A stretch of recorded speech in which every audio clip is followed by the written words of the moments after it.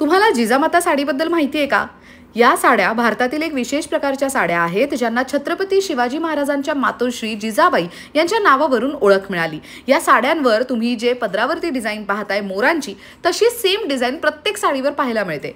राजमाता साडी, जिजाऊ साडी ह्या परंपरेला जपण्यासाठी म्हणून ओळखल्या जातात। या साड्या तुम्हाला मिळू शकतात दादरमध्ये असलेल्या प्लाझा सिनेमाच्या अगदी 1 मिनिटावर द गिरगाव पंचे डेपो या स्टोअरमध्ये। 100व्या वर्षात या स्टोअरने पदार्पण केलंय। चौथी पिढी या स्टोअरला चालवते। ट्रेडिशनल डिझाईन्स तुम्हाला प्रत्येक साडीमध्ये पाहायला मिळणार आहेत।